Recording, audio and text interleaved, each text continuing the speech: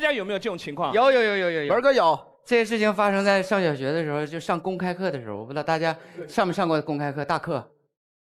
很多人领导看这个老师厉不厉害？对，领导来听课嘛，然后老师在前面上大课，然后上大课的时候，老师会这个紧着好学生去提问、去让他们回答，然后呢也会鼓励全场所有的学生都举手踊跃发言嘛。我最开始这就心比较虚嘛，因为我怕他记错了，我要是举手举得太踊跃，我怕他叫我就不会回答不上来嘛。但是全班都举了，如果我不举的话，我那就出个坑。你不举也是个坑，不举也是个坑。行，你接，反正我然后过了几次公开课以后，我发现老师其实叫的还是比较准确的，因为我心里太懂了，有那么几个天天在一起跟我玩，他根本也不会。那举手举那个踊跃，真的都演的非常好，旁边的同学演太好了。我一看你们都这么踊跃，我说反正老师也能叫准确。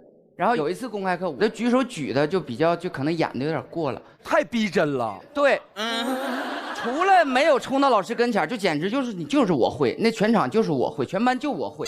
老师说这个问题谁会回答，请踊跃举手。我说老师，老师说那就金志文回答。叫完我就懵了。我说老师我不会，老师说啊，那你坐下吧。那时候能感觉老师特别心虚，上大课呀，领导都在听。后来老师也没办法，下课的时候就跟领导去解释，我就很远的看老师说，那个孩子可能。老师应该这么表。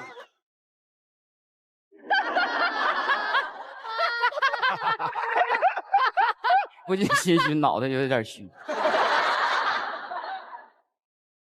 JK 哥呢？ JK 哥会心虚吗？我觉得心虚跟面子很有关系。对啊，我不知道大家有没有借人家钱，跟人家要去讨债的时候，你们会不会心虚？反而会心虚，比借钱还心虚。我自己有一个很心虚的故事。86年的春节晚会，你们不知道看过没看过？看过。86年的时候，有一个新的主持人到了我们的春节晚会上，叫王刚。啊，王刚老师。王刚从沈阳到我们这儿演出了以后，结果他带的一条裤子很短，没有盖住脚面。中央电视台说不可以，服装不合规矩。我一看我们俩个头不错，我就借了他一条裤子。借了他一条裤子，他演完了以后，我以为他能还给我，结果他回家了。他也不能脱了还给你吧，这个老师。可是86年的时候，你知道吗？能够上台演出的裤子我只有2条。哦，怎么办？怎么办？我想跟他要吧，我不好意思要。哎呀，不能自己要，开不了怎么办呢？找一个老同志，我就找我的搭档唐杰忠。我说唐杰忠老师，你给我要。但是没想到，这个老演员也很心虚。1个多月以后，他都没有开口。我说你怎么不跟我要啊？你要吧，我要。结果他说这么着吧，我给他写封信吧。这么暗示？这封信写得很长很长，就是最后一句话有一个裤子的事儿，前面都是在问候他，你妈怎么样，你爸爸怎么样。最后一句，他说：“哎，有一条裤子，是不是在你那儿呢？那个裤子好像是姜昆的，他这个人挺小气，你要是在你那儿呢，你就把他给还回来。”他写信都还出卖你。现在王刚四处讲，姜昆当初我穿的那条裤他还要，你说他多小气啊！我穿过的裤子，你还能穿吗？已经给你撑大了是吗？所以我说心虚是各方面的原因。每个人有心虚的时候，都是各种各样的原因。是的。鸡哥有吗？心虚的时候？我原来上学的时候喜欢去图书馆，然后呢，后来我发现有一件很奇怪的事情，有一个男生喜欢你，又有人喜欢你，全世界男生都喜欢戚薇。哎，你会不会有点自恋症啊，同学？你会不会只要别人看你点我啊？我点你怎么了？还不能点呢？点我会觉得我喜欢你。天哪！戚薇，你要看医生啊！被爱妄想症，他是。大家冷静冷静，我发现他有一个问题，他每次我不管坐在就是图书馆的任何一个角落好了，就比如我坐在这儿，他就会坐在我的斜后方。你说这个是不是很可疑？可疑了。他是不是就是喜欢我？他可能有点斜视。眼神儿不太好。你以为我在看你呀？然后突然有一天，这个情况变化了。怎么了？我那天刚好穿了个短裙哦，然后呢，在夏天的时候，你坐久了哈，穿短裙，你的肉和你的凳子摩擦的时候，有些时候一个不小心就会出现一个气体的声音。哇，要命了！天哪！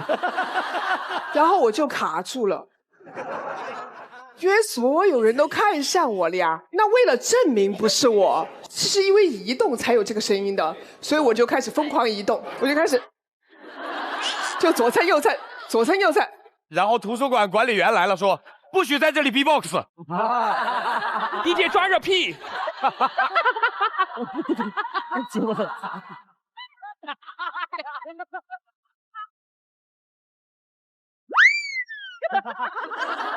我这个时候我正在我心虚，然后心里面憋得难受的时候，我突然闻到了一股味道。哦，居然真的有一个人真的来了个蔫儿的啊！然后你知道最让我崩塌的是，这男生他把所有的那个书全部收进包包，非常快速的，他要准备离开，熏到他了。哎呀，绕跑！结果他一站起来，刚才的那个浓厚变得更浓厚了，扩散了。突然看不清楚书了，是吧？我这个时候才发现，原来那个蔫儿的是他。哇！所以他一直坐你斜后方，是选择陷害的对象，就是那几天在选人。网上不是有个方法吗？就是如果你不小心放了一些气体，很怕大家闻到，你就马上说：“哎，你们闻一下，是不是煤气漏了？”所有人都会帮你闻，马上就吸完了。好了好了，聊一点干净的东西啊。我这是一个工作中的故事啊，那干净也不一定哦。因为我经常有时候会被那个剧组邀请去客串一些会计大姐啊、房东大娘、管事嬷嬷啊。然后有一次呢，我就得到一个比较年轻的角色啊。然后我打开那个人物简介，那个角色是一个胖胖的花痴。那个戏的男一呢？谁？是毕雯珺啊，毕雯珺啊。然后有一段戏呢，是我要走出来诱惑他。什么他？冒昧的问一句，喜剧片哈，是很难的，而且你还要把门堵上，你要把门堵上说，嘿嘿嘿，就是这是什么？这是什么诱惑？等一下，我有片段，我一会儿放。你要把头转过来说，嘿嘿嘿嘿。这是什么？我等了10几年的采花贼就是你呀！我的天哪！就是你奸笑就好了，但是当一个高高大大的帅哥站在你对面的时候，一切都不一样。快，高高大大帅哥，快上！你知道一个高高大大的帅哥，当他站在我对面的时候，你竟然有了羞耻心，就是那种感觉，就是你说不出那句话了。然后我就变成了，好了，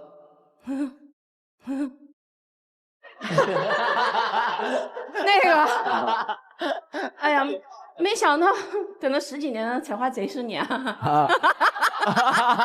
不要过来啊！他刚才。然后就不好意思嘛，真的演不出来。今天还有那一段那个视频，看一下，要看。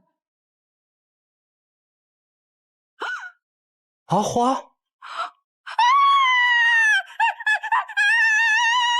是花，好可爱啊！我天哪！没想到我盼了10几年的采花贼。居然是殿下你呀！可非常好，很可爱，很棒，很可爱。那个是怎么演出来的呢？然后最后我实在不行，现场导演说我来上。那个现场导演啊，长得非常像杨迪。杨迪除了艺人什么都像。他是满脸的络腮胡的那个杨迪。哎呀！然后他说我来。他把那个头套一扮上，然后也不化妆嘛，头套一扮，然后古代衣服一穿，往我面前一站。那一刻，我整个人轻松了，我觉得我完全可以做到，所以我就嘿嘿嘿嘿一条过。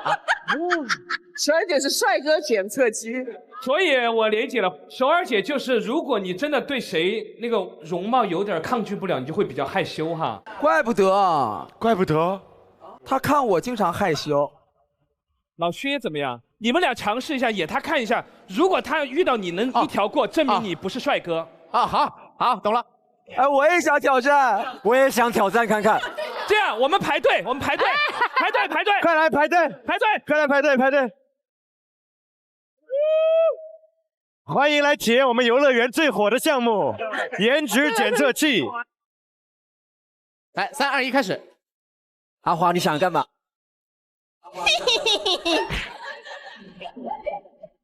阿华，对不起，压力好大。上，回来。你还要再排一次啊？没你的事儿，不能玩啊！一个项目只能玩一次了啦。你把首尔姐当什么？来，让我试试，3、2、1。阿花，你想干嘛？重开，这么狠！来下一位，压力好大，我一定要得到这个认可。哎，准备好了，来3、2、1。阿花。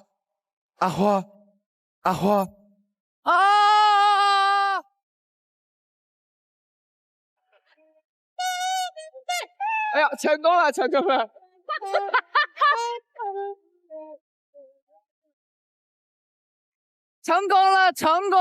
了！哎呀，还可以，很准，非常准。下一位没有试的必要，试一下嘛。没有试的必要，真的没有必要。没事，我们一起。1、2、3。直接放弃啊！确实没必要。到我了，好，预备起，3、2、1，阿花，你在干嘛？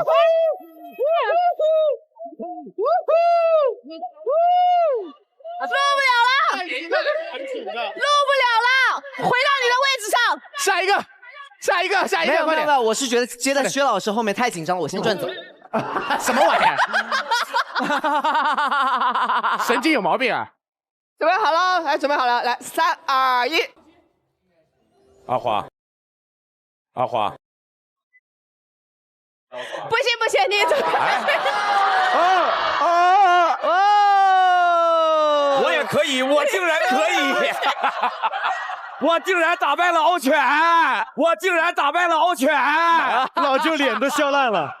这什么审美啊？谁？这花死了？没有，神的好。小二姐，你看到老舅也有点害羞哈。什么？我们两个有渊源的。你们两个曾经有一段故事啊，就是在年轻的时候，他参加过快乐女生的海选，我参加过快乐男生的海选。不说参加过快乐女生，你唱的什么？唱的那个 Hey Jude。哦，那个不唱歌哎。没想到越挖越宝藏了，首尔姐。我们下一次入选要让他唱歌哦，好不好？定了哈，我们想听哎。好，谢谢。好了。不是，但是还没有解释为什么你会跳过？为什么？好，一对耳朵就能毁了整张脸，不至于吧？你坐下吧，小矮人。你背你的广告。老舅有没有什么故事？老舅有心虚过吗？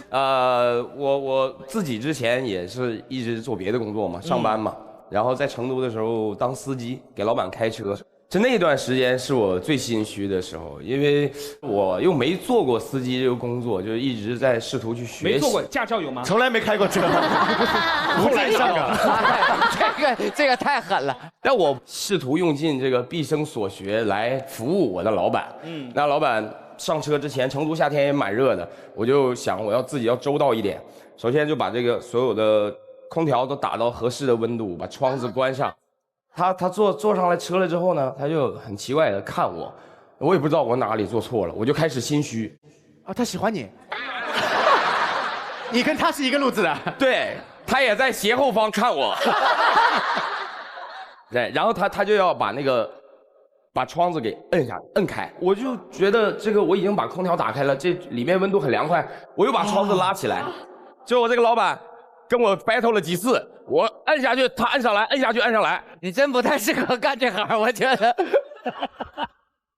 然后我说：“大哥，这个温度很合适，那么热，多舒服啊，把窗子关起来，费油。他说，我就想吹点自然风，再一起吹空调，不行吗？然后我就觉得自己有点虚了，这太不好服务了，对吧？然后这个到了地方，下车就说赶快把后备箱那个烟和酒拿出来。我真的没有开过那么好的车，我就找不到那个开后备箱的那个键，我一直手忙脚乱的在倒腾，还有很焦躁的就把我给弄下来说，什么好车都没见过，下来。我来，他也找不到，因为那个车是他管朋友借的。什么老板啊？这是老板也挺惨的，是冒牌老板吧？老板比你虚多了，他才心虚。就这个挨骂，就导致我越来越虚嘛。我就赶快要抱着这些所有的东西，赶快到酒店进去点菜，去招呼别人。我想我一定要表现好一点。然后呢，拿出红酒给客人倒酒了。然后我也以前没怎么喝过红酒，尤其我东北来的，我们就那儿就习惯就是喝酒就给人倒满。哦，那么高2个红酒杯，红酒倒满。我上去，我想着我们迟到了，给人热情一点。咚咚咚咚，2个大红酒杯全部倒满，1瓶红酒已经倒完了，倒一圈下来开了6瓶才倒完。那场就是生意谈判的开始，是2个大哥这样子，就是那种杯子一定要拿起来，一定要缩掉一点才能拿。对，老板喊一声干杯，每个人还先要。干了多久这个工作？就大概1年吧。哇，1年！1年是你换工作，还是老板找人写了封信给你，让你？1年最后其实是因为那个说唱的节目播了嘛。走你，我走了。对，火了，就直接我要走起来了，找到更适合自己的工作了。对。我有一个比较心虚的点，我不知道就各位女孩子有没有这种共鸣啊？我就每一次跟我的闺蜜的男朋友单独相处的时候，你为什么要跟你的闺蜜男朋友单独相处啊？你心虚的点是怕被你闺蜜发现哈。你是该心虚，那你就是传说中的敌蜜。是这样的，你难免就是平时你跟这个闺蜜和她的男朋友出去的时候啊，你们3个人一起出去玩，对，然后难免就会有一些时候，比如说闺蜜去上厕所，然后我不需要去的时候，懂了。2个人单独相处有点过于愉快的话，你脑子里会脑补出那种狗血的剧情，对吧？我就很害怕，就是这种就是你们2个人相处很愉快，谈笑风生这种场景，然后突然你的闺蜜从洗手间回来了，手里拿着什么东西，一看到你们。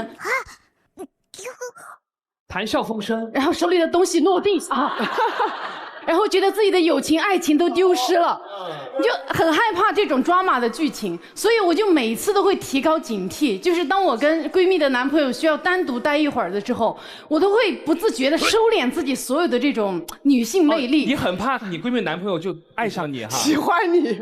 你跟戚薇是一样，你们那么有魅力的，聊2句话就爱上你了，既是莫名的心虚，也是莫名的自恋啊。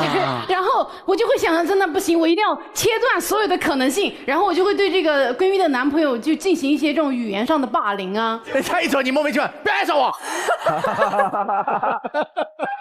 别碰我，别跟我说话，别看我，没碰他，别碰我，救命！是不是有毛病啊？神经病啊！人家根本没怎样。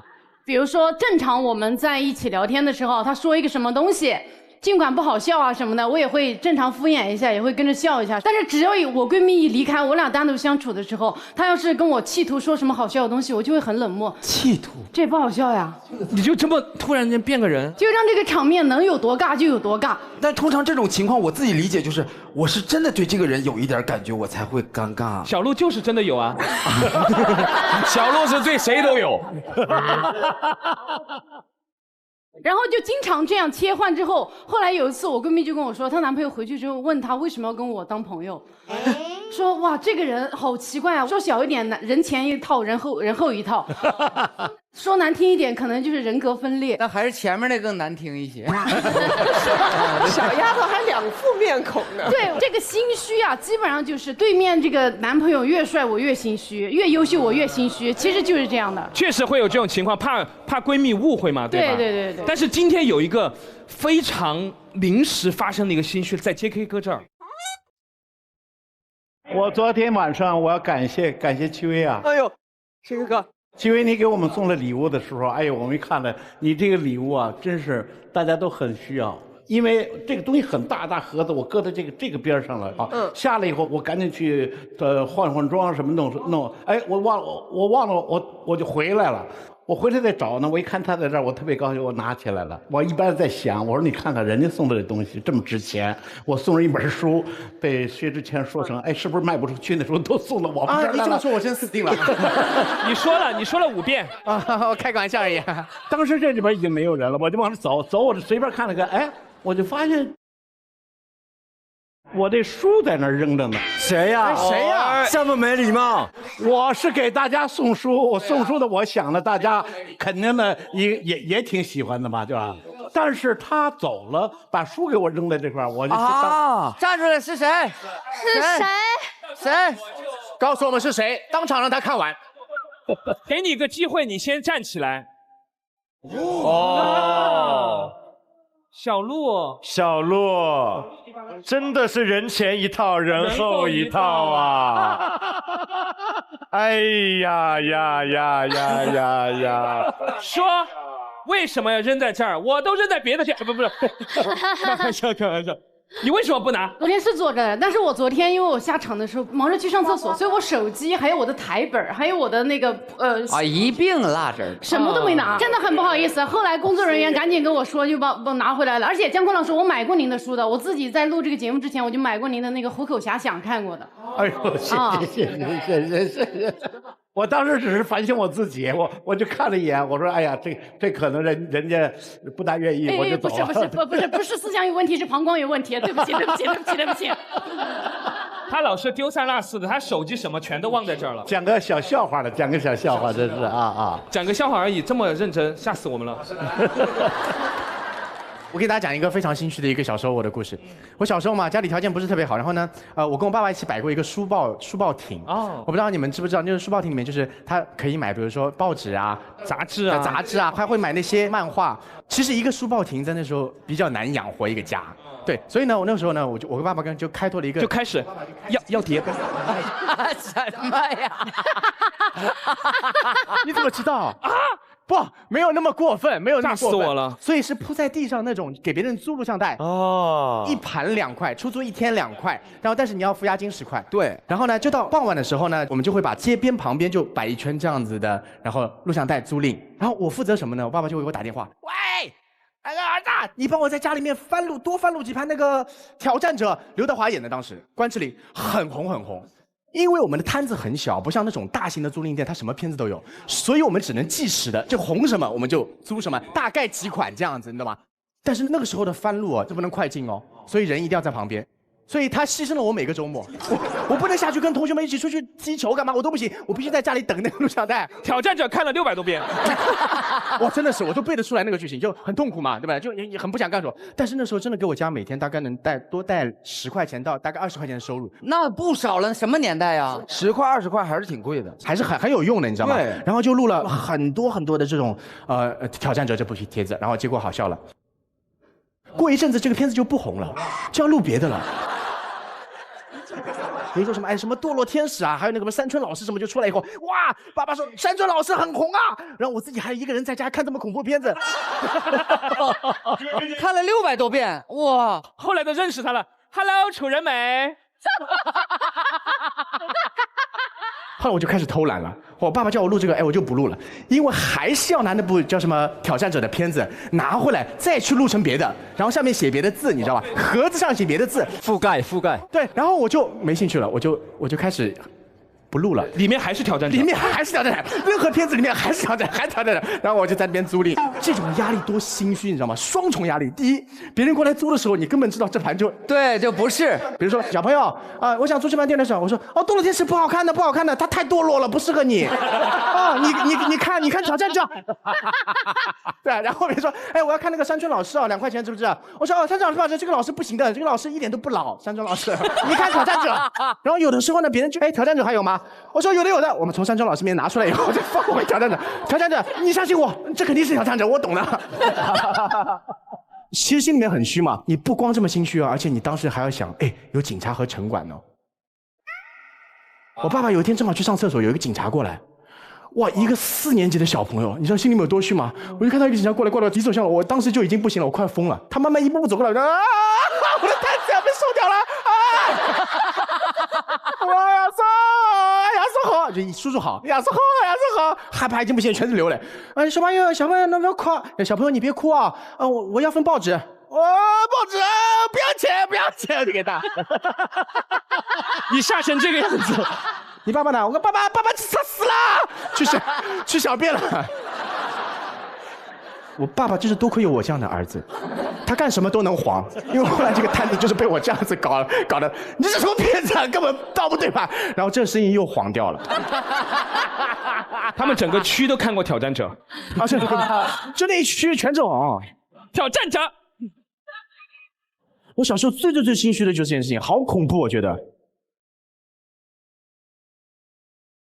有时候你的心虚是源自于你经常去光顾的有一家店，你有一次没有去光顾它，而去光顾了旁边的一家店。被看大家哪有那么夸张？大家这种时候会不会有这种心虚的感觉？就像我以前经常在楼下的一家姐妹理发店剪头发啊。我可能从4、5岁的时候，奶奶就会带我到楼下去剪头。她跟我奶奶的关系很好，就给你剪那种小圆头、小平头，小朋友的发型，所以她就习惯了。就我已经到初中，已经到10几岁的时候，楼下那家姐妹理发店每次都给我剪平头，她只会剪平头，就给我推完了。然后其实有一天我就觉得有一点自卑，就觉得班上的男同学都开始留各种这种左边斜、右边斜、中间斜的，然后我就说那我也去试下别的店。没有想到剪完之后我就开始心虚了啊！因为你每次顶的不是一个平头，路过他们家店的时候，她们2姐妹就在店里面，两姐妹只有你一个生意，你不去她就没有生意做，就在门口等你来。因为她在我上楼的唯一的地方，就我每次过去都会张艳倩，谁给剪的头？就是这种，我就会被她抓到，有时候。我都是要用各种方式挪过去，就是我会等有汽车经过的时候，我跟汽车一起跑过去。比如 JK 哥是那家店，然后有个汽车过来，我就会扒着侧门，我就会跟着一起跑过去。我真的就是不能从他们店门口经过。你可以这样直着跑，感觉你坐在副驾。你过去真的这样，他也追不上你，神经病。发型还是被看到了。对，就是有一天就是这样，我的发型就被他们看到了，完了。然后他们就把我拉住聊天，但是他们就是句都聊头，但是没有一句在说头，就是他就哎呦，最近精神面貌特别不错呀，哎这孩子好像最近特时尚，就不提你头发的事情。我给你点的6个点去哪里了？和尚啊，少林寺啊，对，姐妹理发店，刺啊，好痛啊！莫名其妙。I'm sorry。然后就是他们就聊我的头嘛，然后其实当时就特别心虚，就感觉我从来都在他们店里面剪头发，好像就是背叛他们2个。明白。然后我当时就真的就是也实在下不来台了，我就说对，我去就开始诋毁别人家了，我也是有病。我说我去有一个理发店，他非要给我剪这个头发，我觉得好难受不舒服。他说正好，又给我推了，又推成平头了，然后。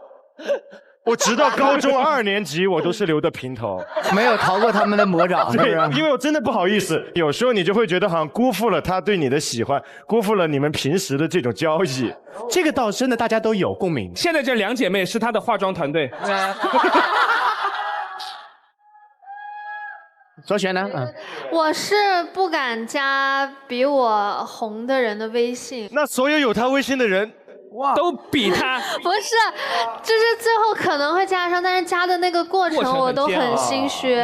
就比如说我们第1次录火星的时候嘛，当时我们第1天录完，然后大家一起吃了个饭，然后吃饭的时候当天是戚薇姐在，然后露丝也在，就是因为我就很喜欢漂亮姐姐，然后就很想加他们微信，但是我又不可能开这个口，我就一直没有办法主动，我就是完全等到有人提出加个微信吧，加个微信吧，我说那我也一起加一个吧，我是顺势加的那种。所以说，就是如果你非常轻易的加谁的微信，一点没有心理建设，这个人在你眼中没有不红的人我不加微信，不是。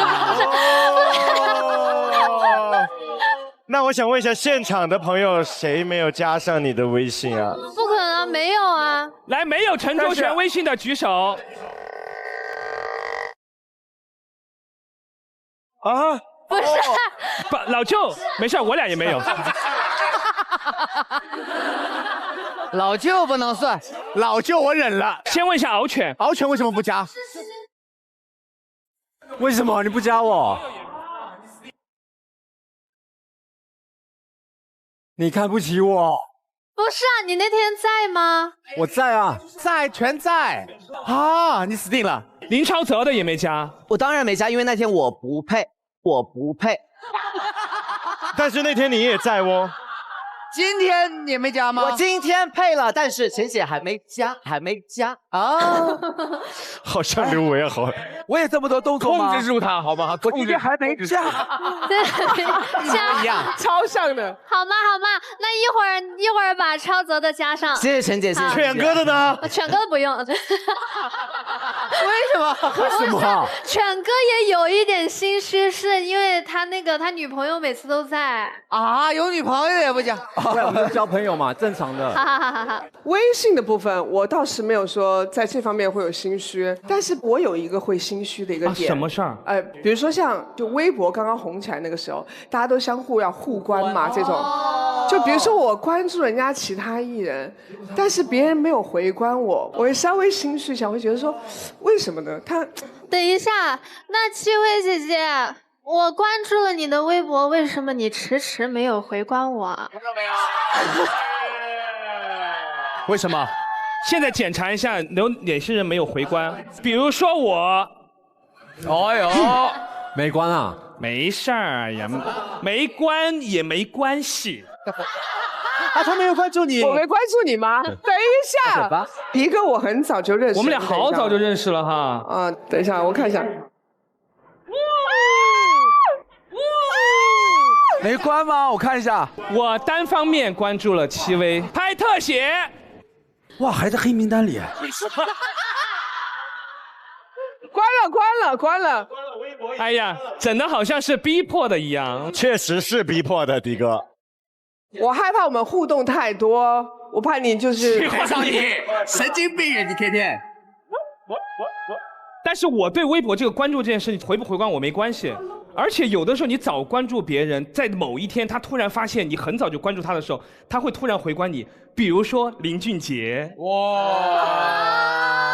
真的，我必须要说一下，这个人特别好，因为那天我们录完节目之后，他专门到了那个化妆间来给我们送他的新专辑，送完专辑以后，他们自己提说，可能你们想合影，但是你们不好意思说，他一说，所有人合了他半个多小时才走，就疯狂合完之后，他是通过微博的私信把照片一个个发到我们这儿的，人巨好无比。要发完以后，他发现我大概在16年就关注他，因为我很早就听他的专辑嘛，所以他也回关我。那时候也挺激动的，我就觉得有的时候表达自己的喜好，如果正好还得到回馈的话，心里面会更高兴。不用心虚，大胆的关注。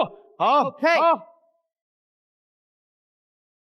我分享一个不太好笑，可能会有用的故事啊。所以我小时候呢，我性格比较孤僻，就是不合群。然后那时候呢，我最怕的也最期待的就是每年春游和秋游的时候，因为每当这个时候啊，老师就会让同学们自由组队。但是我呢，就是经常被剩下。然后呢，到最后呢，老师就会说，比如说敖犬、傅首尔、薛之谦、刘维，你们4个不招人待见，你们就那个。老师这么说，就你们4个呢，就是现在没有被选择，你们就随便。你会不会读了太多老师的潜台词？读了很多老师的心声，对，他就会说你们4个既然没人选，你们就随便找一组加入。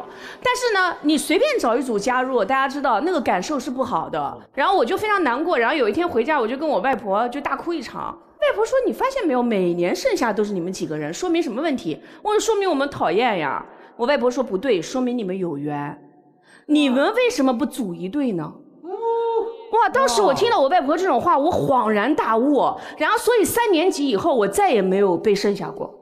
因为只要老师说大家开始自由组队吧，我会立刻站起来走向那些没有人选的人，然后我们成为一组。我外婆的这个事情影响了我一生，就是大家就是不同道的人走在一起就是同道人，不合群的人在一起就是一群人。当我们都没有朋友，我们走向彼此，我们就都有了朋友。所以呢，就这个故事分享给大家。好啊。希望大家在不被选择的困境中，学会主动去选择别人，相信主动的力量。只要你敢站起来，就有人看到你，你闪闪发光。好嘞！而且我个人觉得，不知道大家发没发现，这种莫名其妙心虚的人，他其实内心是很敏感的。多数情况下是因为善良，他可能怕给别人有一些困扰啊，或者让别人的情绪受到影响，所以反倒给自己的压力。就比如像我们很熟悉的朋友薇薇，她其实很敏感，你会发现她很容易心虚。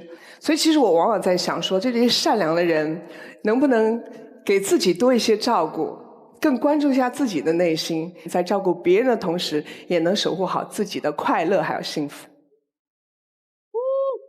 哎呀。其实心虚这个事情对一个人来说，他保留一些是有好处的。比如说我在一个高铁上上厕所的话，我会强迫自己10分钟之内一定要出来，我最多10分钟，我会拉得很快。一起计时开始啊，对，是真的。我上次有一次就是在去南京的那个，大家都知道我在高铁上嘛，我想上厕所，可是有一个人在里面真的待了40分钟。哎呦！可是所有人都在上厕所，但也没有人去敲他们。可是他一出来的时候，大家的眼光是这样看着，觉得哎，你这个人真的没素质。所以我觉得还是人类要保留一点善良和心虚，对你自己是有好处的。好的。那么我们第一个提案已经结束了。如果大家觉得这个提案有共鸣的话，就拍桌支持。3、2、1，请表决。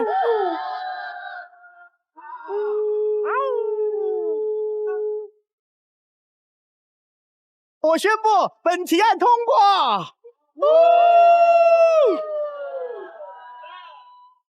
天下第一大帮丐帮，每逢10年便天下收徒，豪杰各路奇才。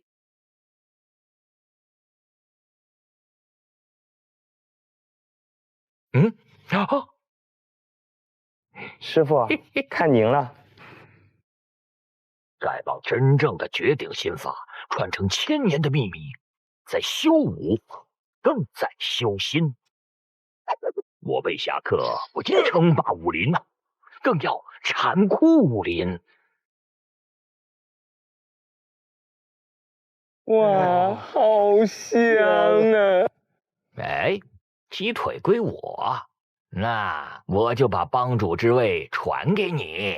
啊，这么随便？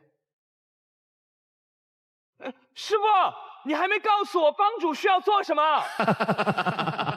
华莱士2万家门店，定能有你一席之地。切记，一物服人，如以味会友啊！本节目由地球当红炸子鸡、火星特工都爱吃的中国华莱士独家冠名播出。本节目由专治儿童感冒、火星常备妙招的999小儿感冒药联合赞助播出。本节目由培养深睡特工、爆梗金句多、提案全通过的喜临门行业赞助播出。妙压相机9块9实现写真自由。本节目由妙压相机特别支持。好的，马上开始我们的下一个提案。戚副局长，你觉得谁来提这个提案比较合适呢？我想想啊，谁呢？谁？我想听一下敖犬提案，因为我没听过他提案，有一个原因。什么原因？是因为他讲故事，这是好笑的，中间有很多笑点，但是我回过头想，我永远不知道他在讲什么。我看看他提案是什么样，好不好？敖犬，来，哇，你好久没提案了。我发现，社交中的艺人们急需要一些关爱。没错。其实这个提案之前一定要给 JK 哥讲一下，因为现在非常流行测各自的 MBTI 是什么。JK 哥知道 MBTI 吗？我为了这个节目，我真是查了一下，它是一个叫做性格的这个种类，全字找一找自己属于是 E 人还是 I 人？ E 人和 I 人啊。我再补充一下，这个 E 人们呢，就是社牛，就是比较偏外向，偏外向的。I 人们就是比较社恐，偏内向。但是呢，所有人都因为 I 人这个内向的特质，都在关心 I 人的情绪，而忽视了 E 人的内心感受。真的，E 人也是人，所以 E 人特别需要大家的关爱，好不好？那我们稍微问一下，全场测过这个测试的请举手。哦，这么多，因为现在这个比星座还流行了，已经不问你是什么星座，就问你是什么人。我是艺人。那我们所有的艺人先举个手，我们看一下艺人有谁。这些都是艺人啊。等一下，对面。哎，你是爱人，我真的不能接受。为什么？你是什么爱人啊？我是爱人哎，我是第一次就爱人，然后觉得哎不像啊，再测一次真的是爱人哎。所以我们要好好关心一下艺人的一个情况，因为大家都觉得艺人好像特别活泼，都对无所谓，所有的场子都是靠他们来热，对吧？因为我就是典型的艺人，但是我有个朋友比我还一，而且他的名字里面也有一，他叫吉克隽一。人家吉克隽逸，对，吉克隽逸，他是一个比我还想炒热气氛，而且还会回家做检讨的人。比如说有一次吉克想找我去他一个 party， 我就去找吉克隽逸，我想跟他一起去赴约，因为那个派对上我都不熟，其实我内心也会社恐。然后吉克一进去就是那种典型的 E 人，一进去说：“哥哥们，我来晚了，酒满杯，情满怀，不喝这杯没未来。”哎呀！然后我虽然很 E， 但我那一刻我一点也不 E， 因为我私底下其实是一个非常内敛的人。吉克就说：“乖乖，去厕所。”去厕所。走，去厕所。吉克就看着我眼睛，握着我的双手就说：“乖乖，我的哥哥就是你的哥哥，就是我们的哥哥。加油！我罩着你。好嘞。然后我那一刻我就觉得 OK， 我就豁出去了。然后我当时推开门，我就说：“王哥、李哥，北京不大，风景如画，朋友不多，都在这桌，这杯弟弟先干了。”然后那一天呢，我们两个就很快速的喝多了。第二天我就看到了我的手机打开了之后，就是吉克隽逸给我连环4条的微信，而且都是60秒的语音视频。哎呀，第一条语音视频大概的内容就是：我们表现的怎么样？还要复盘？我怎么样？你怎么样？然后第二条语音就是说谁表现的不好，下次我们不叫了。然后第三条语音就是哪个环节特别棒，我们要保留。他就是那种会复盘的艺人，他真的除了唱歌，他也非常会讲故事，然后也非常会主持。所以说呢，真的希望吉克隽逸早日能来火星情报局，让大家感受一下艺人的魅力。哇！所以说，刘维，我特别理解你们。我老婆怀孕的时候怎么了？这个样，玩的没到，你是接在戚薇后面的。我心里 Q 我呢。文哥，你别紧张。我觉得艺人和爱人有个很大不一样的地方，就是艺人特别喜欢分享，有很强烈的分享欲。是的。我有一个 backup， 老就知道吧，就是你说唱的时候后面帮你垫2个字的那个，就今天天气真好，真好。捧哏嘛。我的 backup 叫小熊猫，这个人也是一个奇葩。他分享欲强烈到什么情况呢？就是有一天晚上，他突然给我打视频，我就接了，他就说：“哥们儿，我最近特别喜欢摩托车，我觉得赛摩太帅了，我高低整一辆。”然后我就说：“摩托车非常危险，不建议啊，你又没怎么学过，你一整就整个赛摩很困难。”他兄弟绝对没问题。然后过2天就给我发了一个视频，就围着他的车拍。我有个哥们儿送了一辆摩托车给我，特别帅，特别帅。我说行吧。然后没过1个星期，又给我发了一条视频，他躺在地上，他的摩托车在很远的地方。兄弟，我出车祸了，腿都快断了，帅不帅？他问我帅不帅，我说你打电话了吗？打120了吗？他说等一下，我把视频发完再打120。哇，他都躺在地上，摩托车都在那边在冒烟。他在这里给我拍视频，兄弟，这是我的腿啊，这是我的腿，神经病啊，还在身上了。刚才还痛，现在不痛了。哎，这个袜子我还要的，还要把袜子拿回家。他过几天又给我发了一段视频，是他从一个不知道谁的路人在他后面骑车，那个人有车载记录仪，他去要人家记录仪的监控视频啊，给我看他摔车的样子。这个艺人还在吗？这个艺人还在，他还在。这是黑无常，这是白无常，这是牛头，这是马面。我喝下这碗孟婆汤，我就不记得你了，兄弟再见。还在分享，神经病啊！太一了，太一了。干了，我就先不过去了。戴河桥最后10米了，最后10米了，走完了。什么呀？哎呀！而我跟你那个朋友拉个群，短视频已经无法满足我了，我要看他的内容。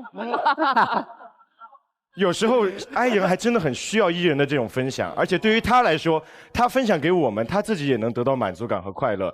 所以我觉得很多时候 E 人和 I 人其实就像月亮的阴晴圆缺的两面，我们互相去填满彼此，我们互相去补充彼此。好。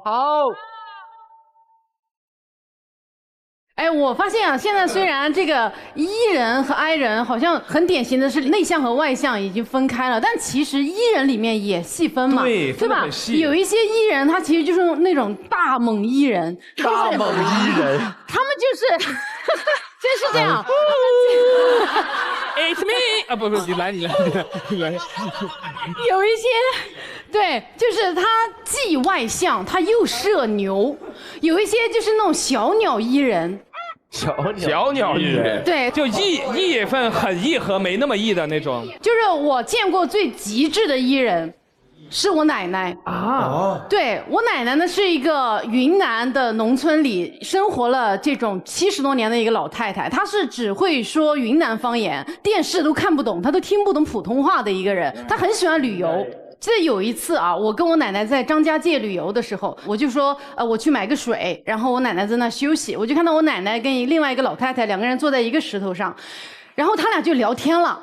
那个老太太呢，我一听哦，她说的湖南这个方言，我是一句都没有听懂，但我奶奶在那跟她聊天。哇，奶奶语言能力好强，不会用的是英文吧？伦敦 bridge 跨下来，跨下来，跨不跨？你先跨。I'm a single lady 是吧？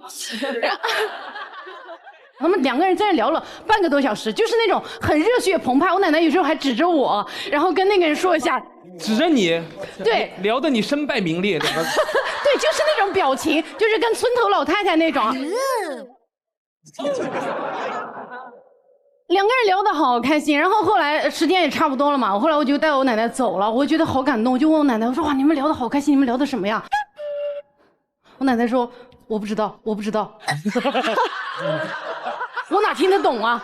我说哇，那一瞬间我真的震撼了，就真正的 E 人，他只需要交谈，不需要交流。就是也不管你说什么，反正你说完了，你嘴巴不停了就该我了。对，他俩有的时候是两个人同时说，反正也无所谓。我当时真的突然就觉得很开心，因为我感觉很多人都不是会讲到我们要关爱自己的这个长辈啊、老人什么的，但我感觉如果你的这种长辈他是一个 I 人的话，你就让他在家好好的种花、养草，他自己不要逼着他去跟人交流。但如果是个 E 人的话，我觉得关爱老人最好的方式是带他去跟人疯狂的社交。哇，疯狂社交。我发现呢，就是跟 E 人聊天跟 I 人聊天完全不一样。你知道我跟我的 I 人朋友最夸张的一件事情是，有一次我大概就是给他发了一个信息，我说要不要一起去环球影城玩，然后4天后他回复我说去吗？我说昨天去过了。但是呢，如果我今天要给刘维发一段信息，你一旦跟他说一句话，他会给你回10句话。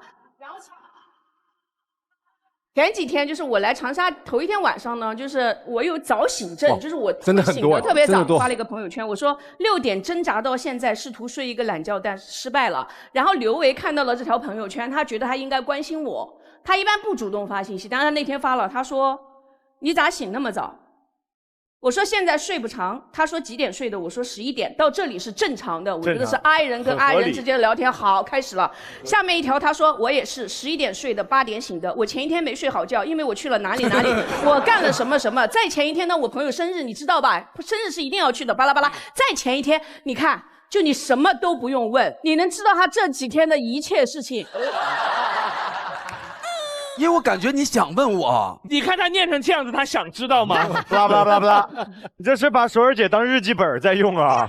备忘录啊？对，这是他的第一个聊天特点，就是你发一句他回10句。然后他第二个聊天特点是特别喜欢面对面聊，我特别恐惧视频聊天。然后呢，有一天我说维维你在干嘛？立刻对方发起了视频邀请，吓死人！哇，这个好可怕，这个好可怕。然后他接起来，他说嗨。傅首尔，等你很久了，等你太久，来带你参观一下我的家。你看，这是我新买的娃娃，你看，这里是我的娃娃，这里是我的娃娃，这里是我的娃娃。我想到每天有这么多人陪伴我，我好开心。你呢？然后我说，哇，你家好多小人啊。我跟你讲，我都不能跟刘维聊天或者视频聊不完，那一天都没了1万，我到哪儿？我问你，你是不是有个毛病？就是比如跟别人聊天的时候，你不想让别人当最后一句。对，是不是啊？对，我也有这个毛病。我想说你别回我了，别回我了，结果他还回。睡吧，晚安。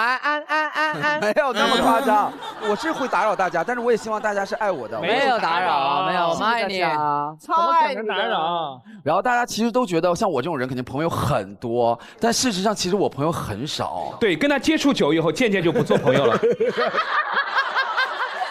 乱讲，杨迪太坏了，怎么可能？是的。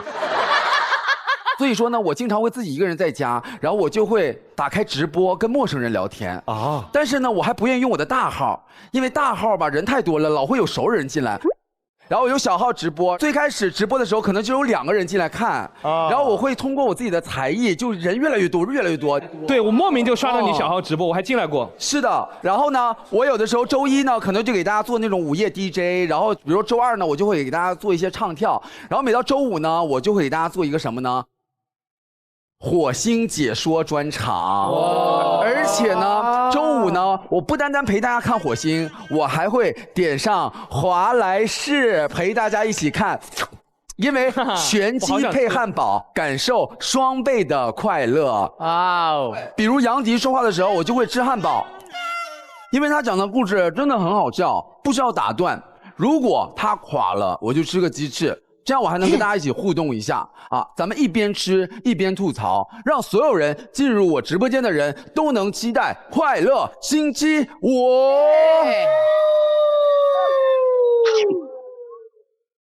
哇哦！好的，我要分享的是，我觉得有一种艺人，就是他们会是某种特定的场景或者职业身份，被迫的那个压抑自己的天性，然后明明是艺人，要装成I人这种状态啊。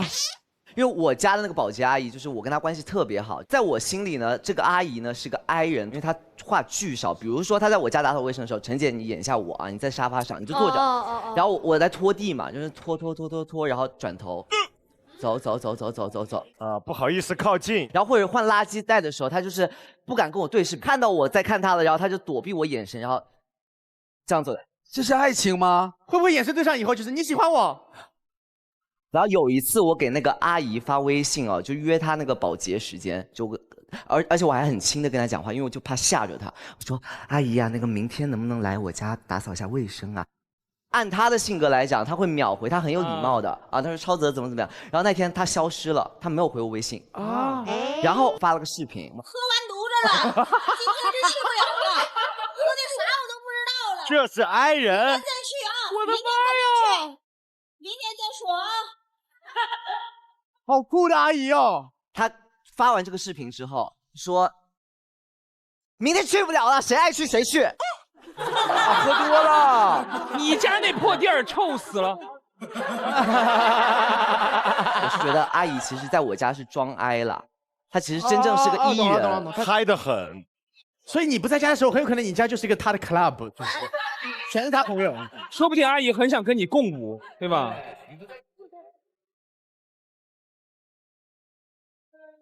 老舅呢，作为一个东北的I人哈，对，我以为东北人应该就是注定是艺人，但没想到其实就是做了这个测试，发现好多朋友其实也都是I人。但我们那边就是有一个非常有趣的现象，就一到逢年过节，过年家族聚会，你一定会被迫变异，成为东北一家人。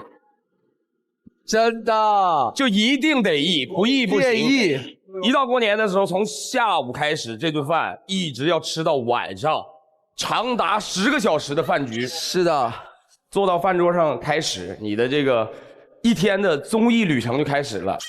对于幼小的你，那是一种折磨，你知道吗？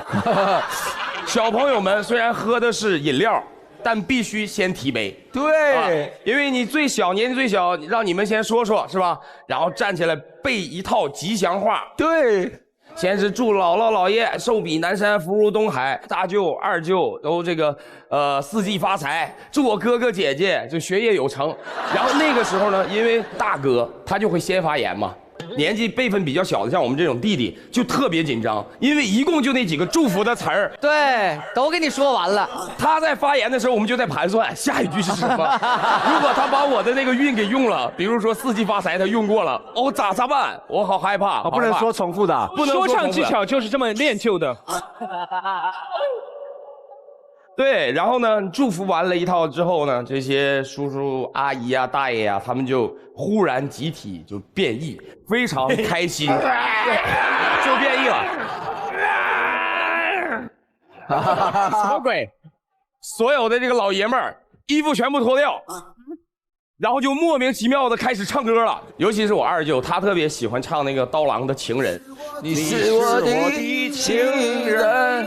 最逗的是，他每次就要把那句"用你那火火的红红的嘴唇"，对他要唱着"用你那红红的大嘴唇子，大嘴唇子"，就必须得把这句唱起来，然后大家气氛起来嘛。所有的男女老少都来表演节目啊，小朋友也要表演，这就变成另一个综艺了。出彩中国人，出彩东北人。然后是各种各样的歌都放一遍，什么邓丽君呐、一直放到这个迪士高。迪士高好老，反正连唱带蹦。接下来的环节才惨，因为你感觉都吃差不多了，情感大戏上来了。哎呦，就把这一年我对不起你，你对不起我的这些事情拿出来复盘。对，对，真的。刚才还在一起唱《情人》，很开心，这个时候就开始哭了，就某一个人就开始莫名的流泪。就数落你这一年对不起我家族的事情，很东北，太东北了。对对对，然后这个气氛就逐渐尴尬，小朋友们逐渐往后退，躲到角落里边，然后某一个人会忽然摔杯为号，这桌子哐就中了。哎呀，结束吧，毁灭吧，过什么年？然后各回各家了，每年都要等到掀桌子是吧？对，保留项目，保留项目。不对呀，老舅，你说的好像是我爸，我感觉你是不是咱俩是不是以前一起那啥过？要咋说是东北一家人，一起过过年呢，我去，真的特别像。我们在这个东北生活了8年，你说的是典型的东北一家人，是吧？是吧？全是这脾气啊！对对对对。其实大家分享了很多关于艺人炒热气氛的故事，但事实上，艺人并不是一个热场工具，艺人也是人，也是需要关爱的。我之前身边有一个朋友，我相信大家都很熟，就是锤锤，啊，锤娜丽莎，她是非常典型的艺人。但是他每次只要一上台，前一秒还说：“哎，我觉得我今天可能有点紧张。”然后一上台了之后，大家好，我是锤娜丽莎。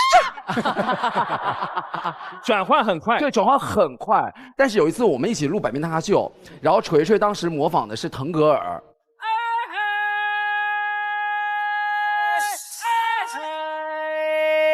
呀呀呀呀呀呀！然后完了之后下来了之后，我们掌声雷动，对，掌声雷动。然后锤娜丽莎那一刻突然之间那一下哭了啊，哭了。然后哭了之后，我们就以为说是不是在表演当中出了问题啊，或者怎么样。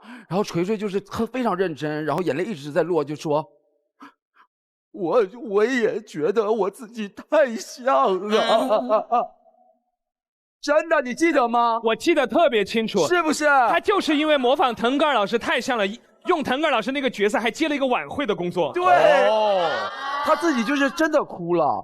所以我想说的就是，我身边有很多这样的艺人的女性朋友，包括梦辰啊，包括大王，其实他们都是艺人的一个性格。其实哪个女生不爱漂亮、不爱美呢？所以我特别希望就是大家除了看到他们好笑的一面，也可以在他们脆弱的时候，给他们更多的关爱和关心。谢谢大家。我觉得作为一个艺人来说，不能让任何局垮掉。没错。那天，等一下，垮了，垮了。正题就讲了2个字，那天就全不记得了。这种人，等一下，哎，我说到哪里了？那天你说到那天，哦，那天是什么事儿啊？那天，本来我是一个很异的人嘛，然后我身边的人都非常异。比如说迪哥什么的，然后迪哥就约了我，还有首尔姐约一起玩剧本杀嘛。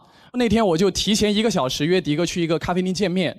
我一见迪哥我就哭了啊，因为我失恋了那天哦，就当天刚分的手，迪哥马上就约我去玩剧本杀。我是先约的剧本杀，你后分的手，是吗？怎么会有人听到你失恋马上约剧本杀？我是有什么病吗？然后迪哥就一直在安慰我，但是我心里在想，他肯定就是那种跟我说，难受也得给老子玩儿。啊，这个纣王真是这个。对，就是必须把今天的本子玩好。剧本杀讲究人数，我没有那么狠，我心里想，这偏偏挑今天失恋能玩剧本杀了，少个人，我现在临时还差1个小时，我约不到人，你在这失恋，你哭别哭了，你玩剧本杀。气死我！失恋，对，完了之后我们就开始了，要读本嘛。然后那天好像首尔姐也是第一次见，对，完了首尔姐一直在看我，一直在看我。我说咋的了？她喜欢你？没有，没有。首尔姐跟迪哥说：“杨迪，你朋友是不是有阅读障碍啊？怎么读那么慢啊？叫他读快点。”首尔姐真的读得好快啊！对，我看一下这个本子，好，来，到你们什么？他把本子吃了。完了之后呢，我又难受，我一边哭一边读。这个人今天他醉了，就是这样子的，他很伤心，他就在那里。我是凶手，我是爱情的凶手。我是爱情的凶手。我有罪。这个好，这个好。然后我首尔姐跟我说，我知道，爱情能有很多段，但是呢，本子今天只玩1个，请你尊重角色，理解角色，融入角色。玩，不要再辜负更多的女人。好变态的一群人啊！我们是恶魔吗？我们？我安慰你了，我说你照照镜子，你会是什么一个痴情的男生？我说你看看你自己，你了解你自己吗？我说过几天你的心情就好了。过了2天，杨迪约我跟他去吃饭，他兴高采烈的过来了，然后说我认识了一个新的可爱。没有。陈子梅，等一下，还没出道就塌房。等一下，没有，不是，因为迪哥一直在安慰我，就是跟迪哥玩一起很快乐，我觉得我很快走出来了。2天太快了，2天对，太快。对，就是这样。你那故事讲完，他俩就定位了，一个是综艺纣王，一个是综艺妲己，就完事儿了吗？那个，你上榜了，综艺苦行孙，上我们的封神榜。我也想上榜，我是什么？我是综艺什么？琵琶精，行吧？我也想上榜，没有那么多想法，马上想一个。雷震子啊，综艺雷震子讲的故事一个比一个雷。那我呢？身体这么弱，博艺考算了。要死的这么惨吗？很早就走了。好了，别封神了，神经病了。好了。我觉得艺人不仅仅只是需要关心，他也很需要被需要。你知道我有一个就是印象很深刻的一个体验，就是在我怀孕的时候，怀2胎的时候，我太理解你了。什么？哪方面理解？玩哥，我们探讨一下，你哪方面理解我？那个玩哥需不需要戚薇讲完以后给个信号？给我个眼神，疯狂是吧？不然在每一个环节你都理解我很难，其实。比如说怀2胎这个事情有点难哈，就在怀2胎的时候，我每天早上起来，我的第一个习惯就是打开手机吧，我就会看很多工作微信，我基本上可以到达几百条。然后呢，突然有一天，我打开我的手机一看，什么都没有。什么都没有很失落。我就觉得说，那肯定是我手机坏了，没网是吗？ OK， 我把手机关了，我重新启动，网络全部检查过一遍，没有任何问题。那一下子我就难受了，我就哭了。我就觉得怎么会没有任何一个人找我呢？我就在帮大家想各种各样的理由我工作团队经纪人他们肯定是在接洽别的工作，以后再来找我。那像我的朋友没有联络我，像什么薛之谦这些在忙演唱会，像刘维这些，反正就是他肯定在忙自己的综艺节目。像杨迪，反正本来就不联系。然后我就帮大家找一堆理由，我觉得不是大家不需要我，是大家在各忙各的，他们需要我的时候会来找我的。我那个时候就边哭边在这样想，然后那个时候我就想到，不对呀，有人需要我，马上就要来一个世界上最需要我的人了。那一下子我就觉得好，然后我就心情就好一点了，我就开始跟他聊天，我就摸着我的肚子就在跟他聊天。所以有些时候，E人的内心还是很需要这种被需要的感觉的。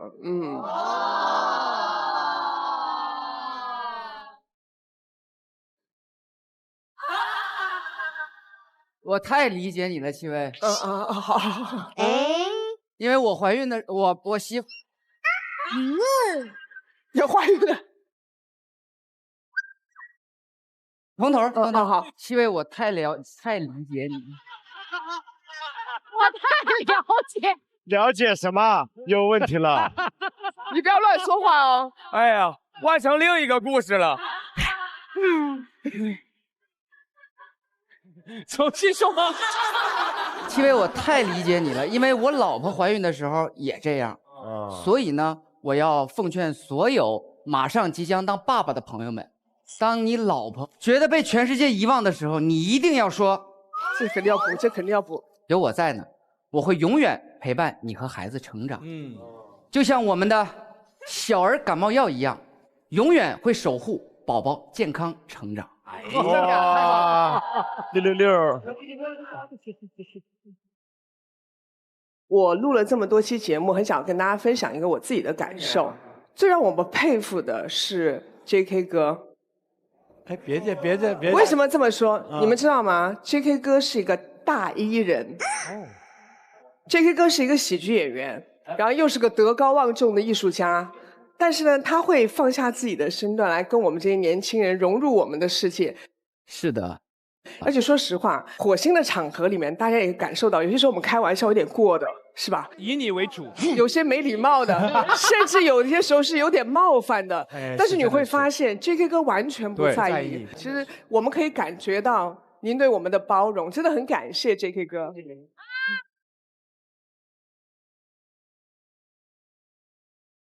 我觉得我来到了你们的这个空间，我就来到了一个非常年轻的世界。年轻人喜欢不喜欢这个节目？喜欢。你们希望不希望你们的爸爸妈妈也喜欢这个节目？喜欢。其实我就问了很多的年轻人，他们都很喜欢这节目。但是我问了一个，基本上是50岁、60岁、70岁，他们真不知道这个节目。我真是在想。难道我们真的中间有一堵墙吗？我们不应该很好的再交流一下吗？对呀，就是这个想法让我做到了这里。明白了，哎呦，谢谢你。而且我还感觉到我们这些年轻的演员艺人们，他们有很多的品质需要让更多的人知道。比方说薛之谦，他不仅仅是一个就是人家好像捧着的那个明星啊，他有苦的一面，很苦。不然的话，他没有那么多生动的故事告诉给大家。傅首尔，你有那么多哲人的语言，还有心灵鸡汤，我希望你在这里边多讲一些，让年轻人们是吧？不光是在笑当中享受一种娱乐，而且享受一种思想，对吧？好的，是的。JK 哥，我想问你啊，你来了我们这个节目，跟我们这些晚辈玩了一下以后，你会觉得我们这节目好玩吗？开心吗？我自己感觉到了。你们想想，一个70多岁的人能够从这儿坚持。一坐5个小时、6个小时、7个小时，是吧？甚至旁边还有一个人一直在讽刺我。谁呀？哪个人？像话吗？这个一张时不常的在我旁边提出来，JK 哥醒了吧？这个，咱们说句实话，JK 哥，你录了这么久，你中间是不是有打盹，或者是整个人在状况外了？就比如说，听不进去了，需要打一会儿盹？没有，我是在考虑。我考虑我刚才听不懂的那句话是什么，还在思考。明白了。对，原来你在思考上一个节目。我们讲下一个天，他在思考上一个。一个人的节目让人家多一点思考不好吗？明白了，对不对？哎呀，掌声送给我们的 JK 哥。JK，谢。好的，那接下来我们这个提案已经结束了。如果大家对这个提案有兴趣、有共鸣的话，可以拍桌支持，请表决。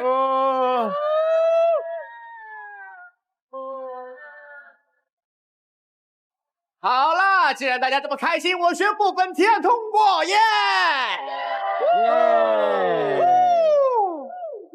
那今天所有的提案已经全部结束了，马上进入今天的王牌特工评选环节。到底是谁呢？哇，我刚看了一眼，我觉得这个人，该不该呢？这个人该不该？不该？我看一下该不该？你看这是不是？是不是说不上来哈？就感觉好像有。哎，我看一下老舅。哎呦，哎，你真的好前5哦，是吧？第5名，66个笑点，哇，不错不错，好棒！但是第1名有26个笑点。对对对，我先把前3 Q 起来，前3名都要请出来。前3名先站起来，哎，金之文起立。哎呀，张延琪起立。哦，年年被提名啊，我是。还有一位是刘维起立。这3个人最终的今天王牌特工的归属是6位。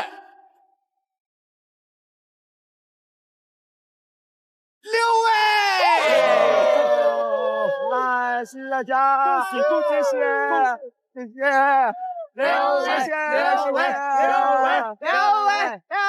火星有句老话说得好，拳击汉堡有营养，特工吃完变局长。希望每一位王牌特工都能成为像我这样的局长接班人。让我们有请中国华莱士品牌大使，周5不加班的小白鸡为我们呈上王牌特工勋章。快乐星期5，记得去华莱士吃全鸡哦，吃全鸡，快乐星期5。是的，接下来有请我们的火星观察员 JK 哥为我们的王牌特工颁发特工勋章。妈呀 ，JK 哥临走前，我收到了一份礼物，谢谢 JK 哥，谢谢。今天谢谢七哥，还有傅首尔，冒着讲我的故事那么不好笑的程度，还要硬要说我的名字，所以很感谢你们。然后我也会继续努力的，谢谢大家。恭喜2位，恭喜2位！我宣布火星情报局第6季第5次会议圆满结束，下期见，拜拜。